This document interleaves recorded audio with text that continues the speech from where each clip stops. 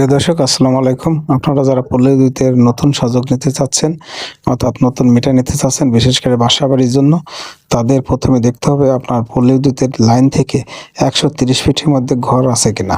যদি 130 ফিটের মধ্যে আপনার ঘরটি থেকে থাকে, তাহলে আপনি পল্লী বিদ্যুতের মিটারের জন্য বা নতুন সংযোগের জন্য আবেদন করার সুযোগ পাবেন। এবং এর জন্য আপনার কি কি প্রয়োজন? প্রথমে প্রয়োজন হবে আপনার বাড়ির দলিল অথবা পর্চার ফটোকপি এবং আপনার একটি ভোটার আইডি কার্ডের ফটোকপি এবং 1 কপি ছবি এবং পাশের বাড়ির একটি বিদ্যুৎ বিলের কাগজ। এই নিয়ে উক্ত গ্রাহকের ফোন নম্বর সহ নিয়ে আপনি চলে যাবেন আপনার পার্শ্ববর্তী কোনো অনলাইন সেবা প্রদানকারী কম্পিউটারের দোকানে চলে যাবেন। সেখানে গিয়ে বলবেন যে আমি একটি নতুন মিটারে আবেদন করতে চাই, আবেদনটি করে দিতে পারবেন কিনা। তখন তারা ওই কাগজপত্র নিয়ে আপনাকে অনলাইন আবেদন করে দিবে এবং 138 টাকা জমা করে দিবে এবং আপনাকে একটা হার্ড কপি বের করে দিবে। তারপরে আপনি ওই হার্ড কপিটি নিয়ে আপনার নিকটতম অফিসে চলে যাবেন, পল্লী বিদ্যুৎ অফিসে। ওখানে গিয়ে দেখবেন ইলেকট্রিশিয়ানের নামের তালিকা টাঙানো আছে।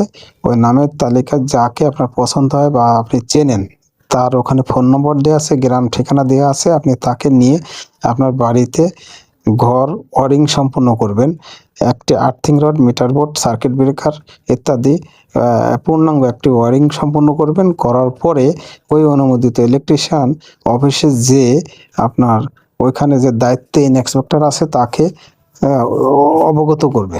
অবগত করলে তখন ইনস্পেক্টর আপনার বাড়িতে গিয়ে ঘর পরিদর্শন করবে এবং ওয়ারিং যদি সঠিক থাকে তাহলে আপনাকে একটি মেসেজ পাঠাবে।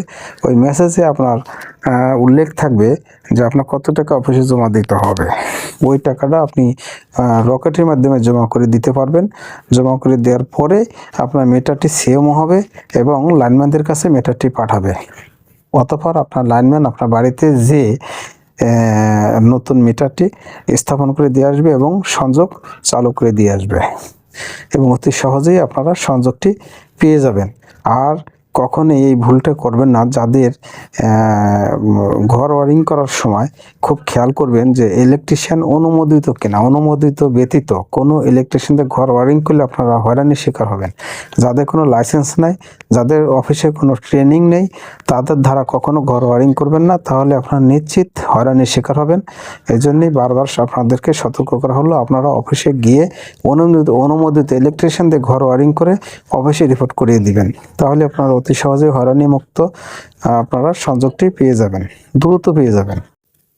এবং নিকটতম অভিযোগ কেন্দ্রে আপনার লাইনম্যানদের সাথে যোগাযোগ করবেন। আপনার লাইনম্যানরা দ্রুত গিয়ে আপনার বাড়িতে সংযোগটি প্রদান করে আসবে। কখনোই দালালের খপ্পরে পড়বেন না, দালাল থেকে সাবধান থাকবেন।